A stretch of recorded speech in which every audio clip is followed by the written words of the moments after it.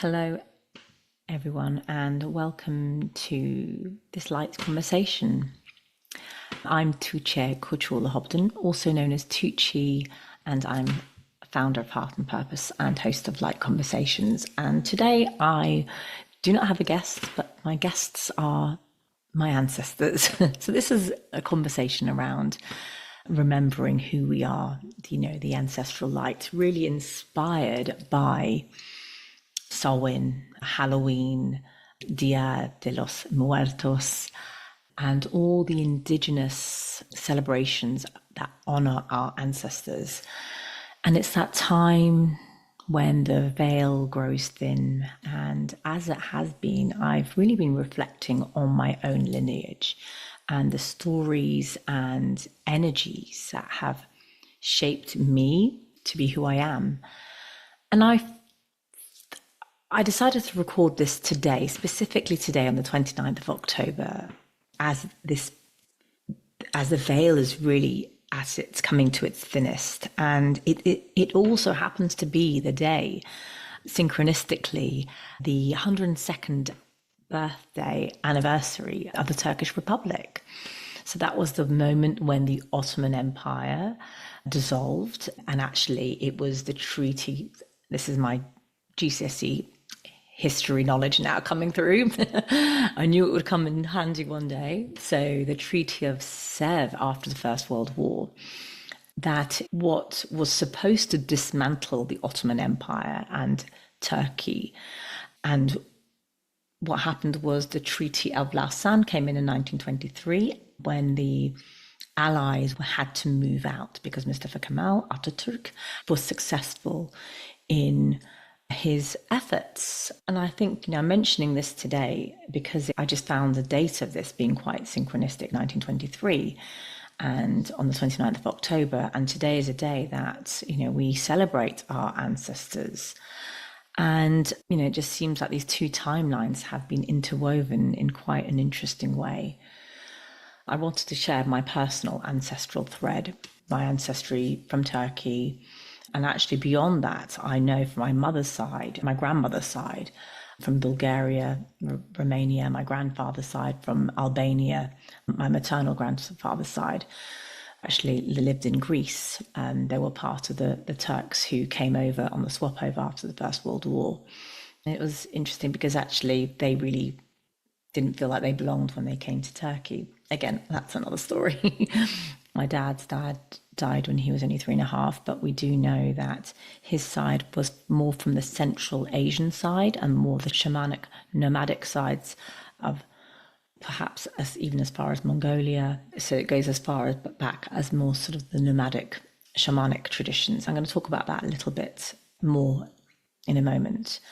Over the last few weeks, I've really been connecting at an even deeper level with my ancestry. And I've been thinking a lot about how this has shaped me to be who I am. Growing up predominantly in the UK, I left Turkey when I wasn't even a year old. I learnt to walk in Poland. We lived in, I think I calculated about 7 different countries before the age of 7. So I actually went to school in Chicago in the US. That's when I first started learning English. So I think it was kindergarten. I went a year early because I was quite tall for my age. My mum wanted me to learn English quickly. She'd even have the cartoons playing in the morning when I was having breakfast so that I could learn English. Turkish was my first language. And I went to school not speaking English and learning English, but I don't remember learning it ever. I remember all the children were so lovely. It was very multicultural where we lived, and it was beautiful. And then when I was almost 7, I think, we came to London. And I just remember growing up in between two worlds almost, and cultures and languages, almost like belonging everywhere at the same time as not belonging anywhere, if that makes any sense. I remember growing up and finding myself really drawn, particularly in secondary school, drawn to groups of girls. I went to a girls' school, girls who were predominantly white, English, or Irish Catholic, or Polish origin. And as though I needed to prove my Britishness, there was something in me that felt like I had to show my worthiness, that I could be part of their group, their gang. And it was almost like a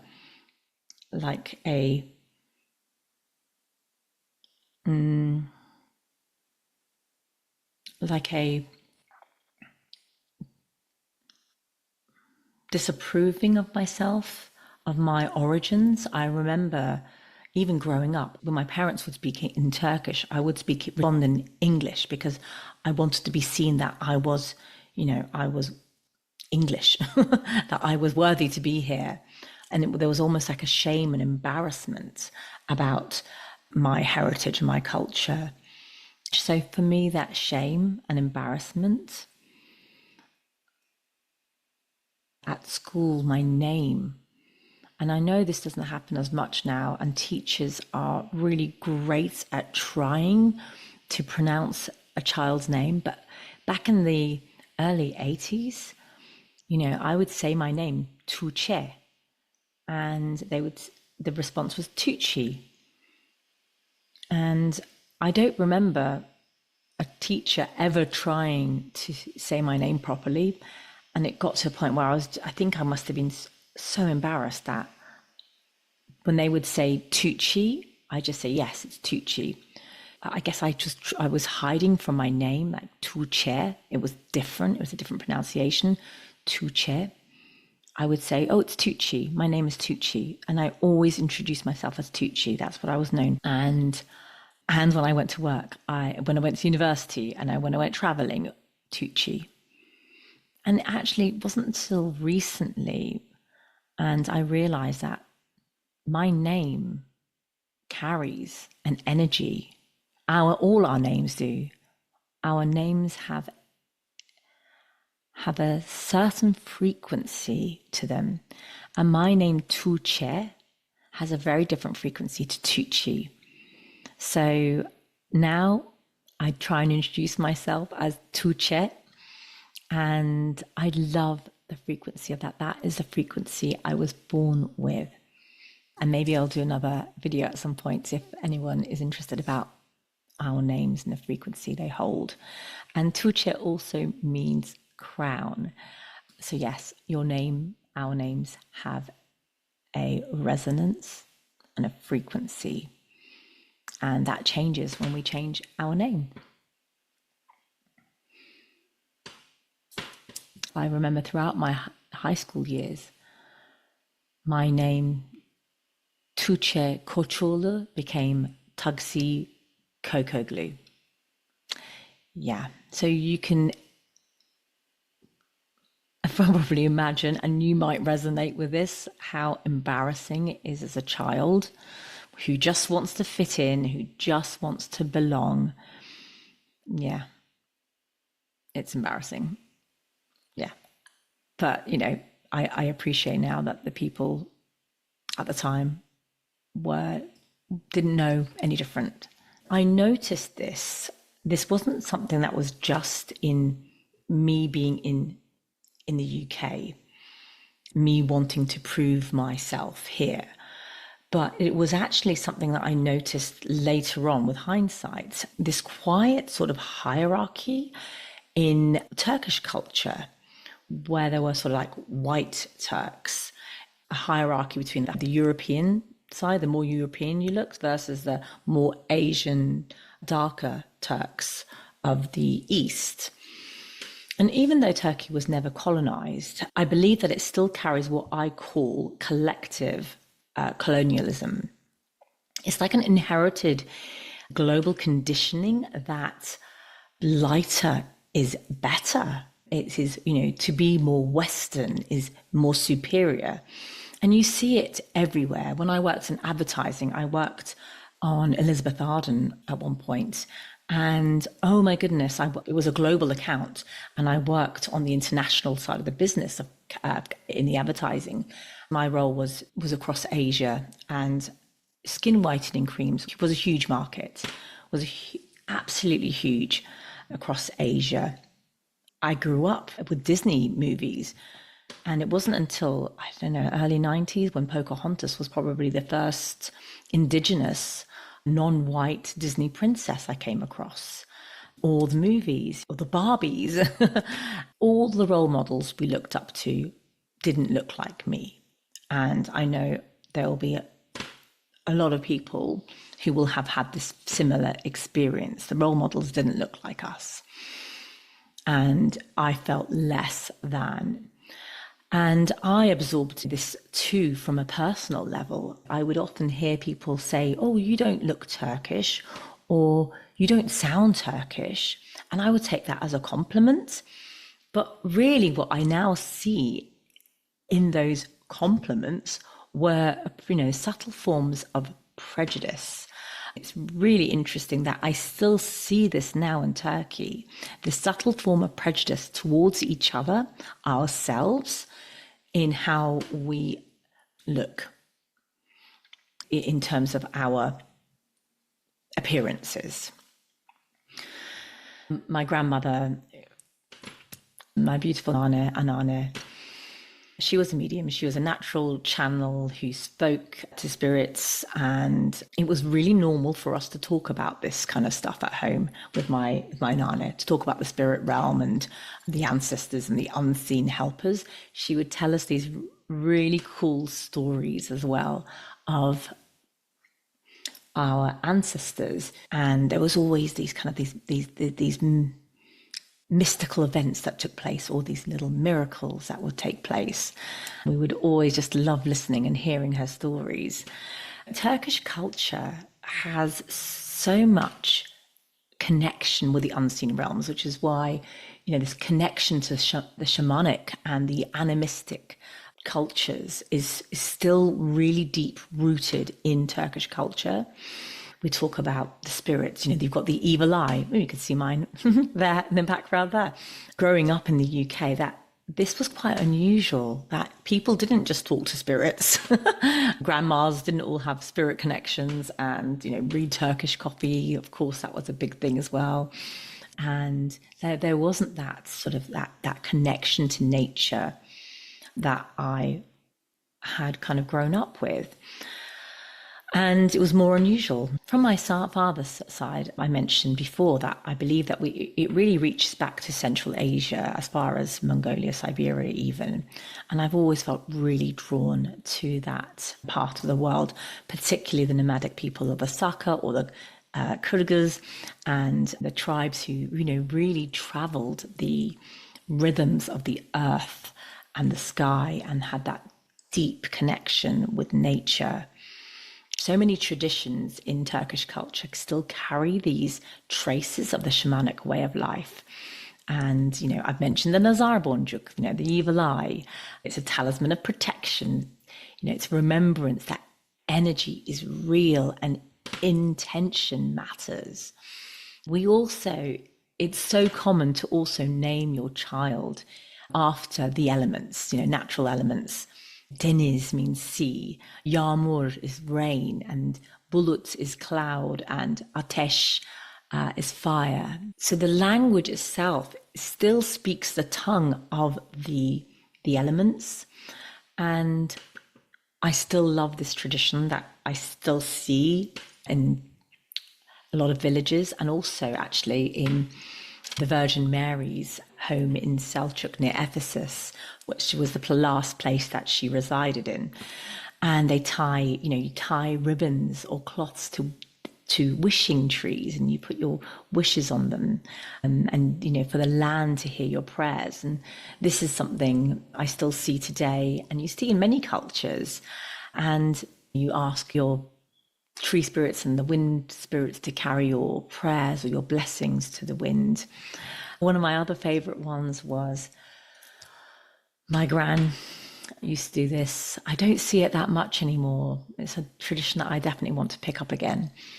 And when you're traveling, you have some water, and you pour that water behind the person, after the person traveling. So we used to get in the car, we'd say goodbye to my gran, my anane, And she used to whisper her prayers, and then she'd throw the water behind us as the taxi would leave and say, su gibi gidin.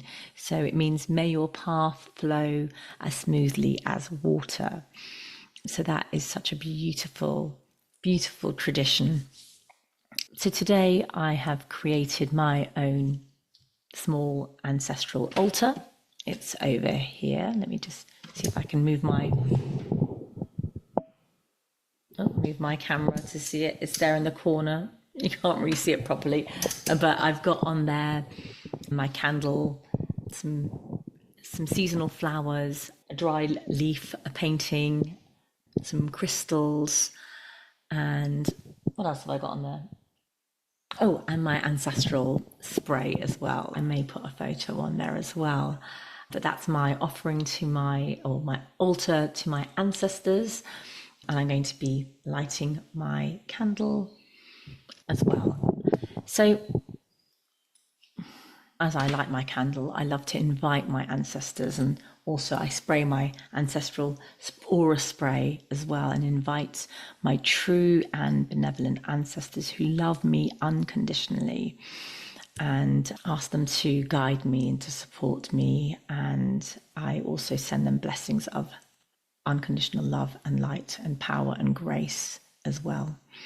Grateful for their continued guidance and wisdom and their blessings as I move through my own healings, and I remember who I am. And also, that me being here today, it was a soul contract to bridge these two worlds, from my ancestry, choosing to be born in that ancestry, knowing that I would be carrying that through me, through my DNA, because we carry 14 generations of ancestry in our DNA. That's 32,766 ancestors in our DNA.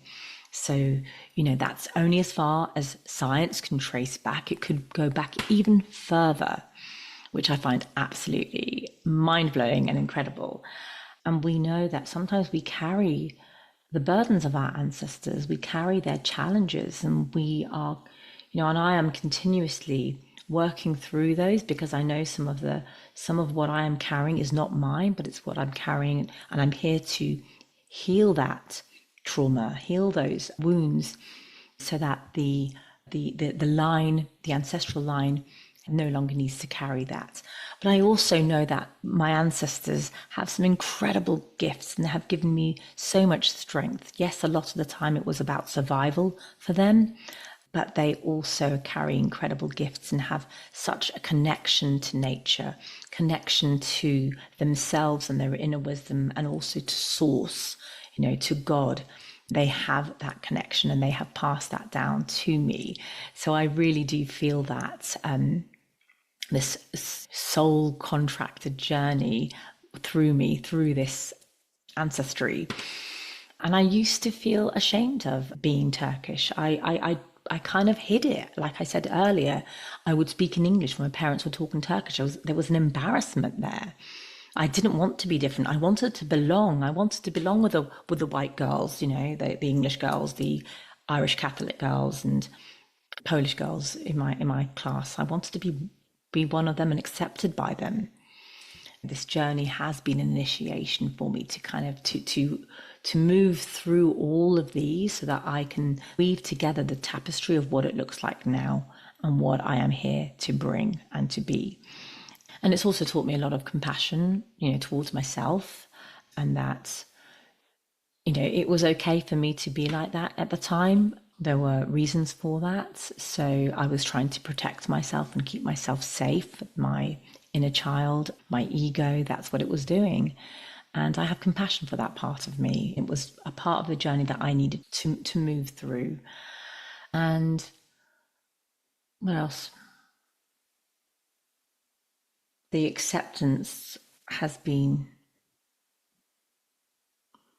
a journey for me to be accepted. And I guess this is part of ancestral wounding, rejection. When you were rejected as part of your tribe in the past, that meant death. So being rejected by groups and not feeling like I'm not belonging and wanting to belong, it was natural for me to feel like that as a teenage girl. But that teenage girl definitely had her connections to her ancestors. Like I said, my Anana was a medium, and I definitely had those gifts from her and from our ancestry. And I was, reading astrology from age 11.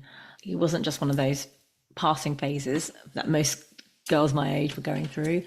I went really deep into it, looking at people's rising signs, calculating it in my book, because we didn't have Google back then. And I bought my first tarot deck when I was probably 13, and so interested in tarot and the understanding of the images and the archetypes. The Jungian archetypal psychology was something that I was really pulled towards. And again, I believe that was part of the messages from my own ancestry. So if you're watching this, you might be feeling the pull of your ancestry, particularly at this time of the year, and there's a reason for that. Maybe you're feeling that you haven't been particularly present with your ancestry, or that you haven't really honored your ancestry, or that it feels a little bit, your lineage may feel a little bit complicated or forgotten even. But to you, I'd say be compassionate to yourself, and you can light a candle and say their names and thank them and be grateful for them and for their support, because they are always here, always with us, guiding us. And I know I have had my guides, my ancestral guides, with me throughout my life and supporting me and guiding me. Looking back, I know there were particular parts of my life where they were there, really present and really guiding me. Without them, we really wouldn't be here. And they are cheering us on. They are so happy for us to be where we are. They did the hard work for us. They paved the way for us. And it's now time for us to remember and to honor them. So today I'm going to close my reflections by drawing a card from my shamanic deck. This one, the Mystical Oracle deck by Colette, Baron-Reid, and Alberto Villoldo and Marcela, Lobos. So I'm going to pull a card from here for us all, and a message from our ancestors. And I'm going to, let's do that. So let's take a moment together, just to take a couple of deep breaths. And let's see what the ancestors have to share with us. With a message from the ancestors, true and benevolent ancestors who love us unconditionally. Do you have a message for us today on the 29th of October as we approach the days of the thinning of the veil? What guidance do you have for us, myself and the viewers, today?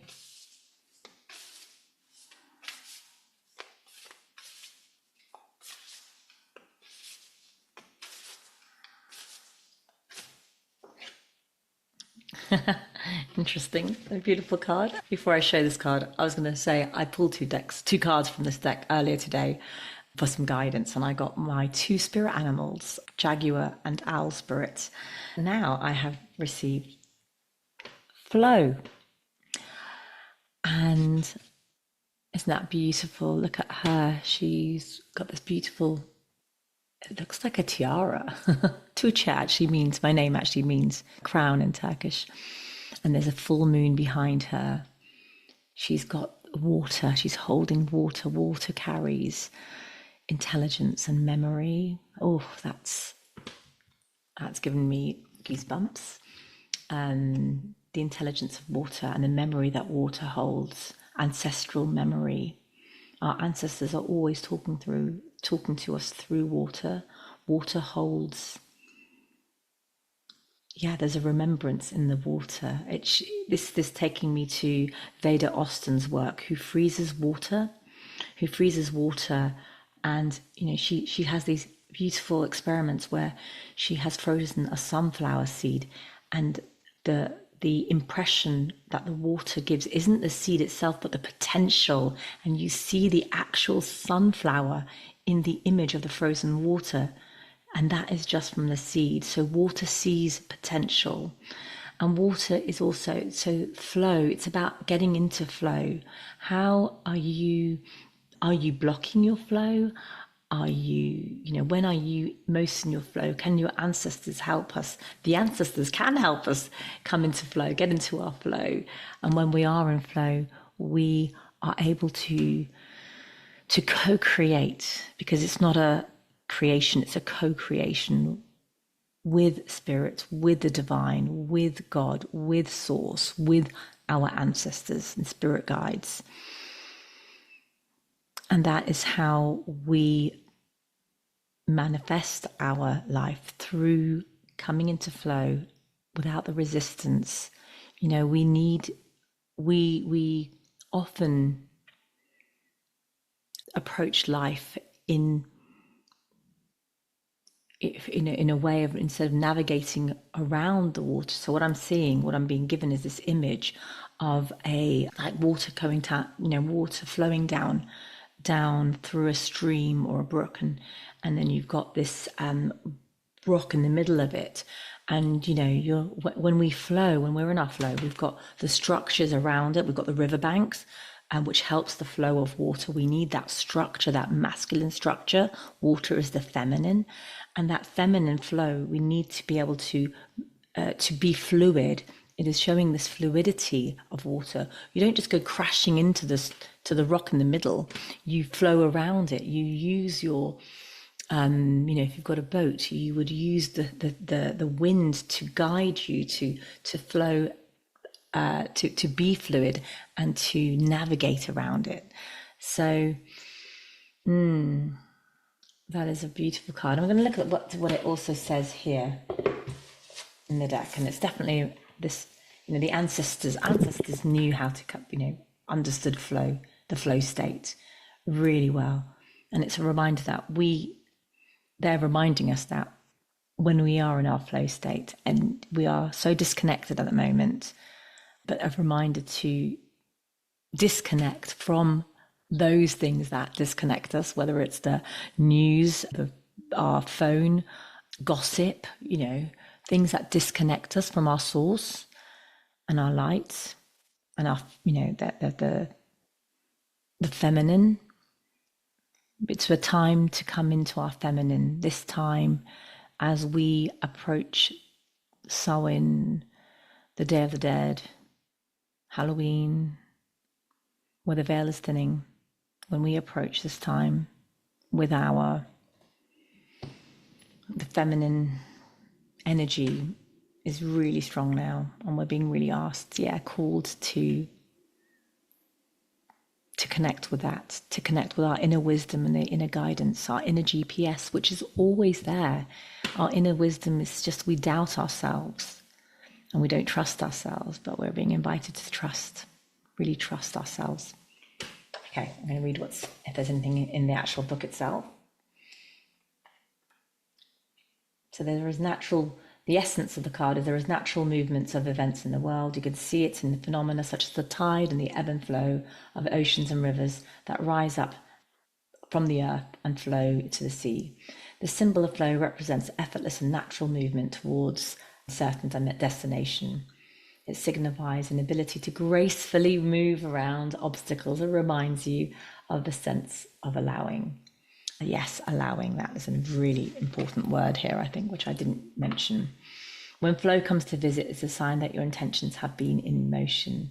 Now is the time to allow nature to run its course. You are being called to effortless movements and the path of least resistance.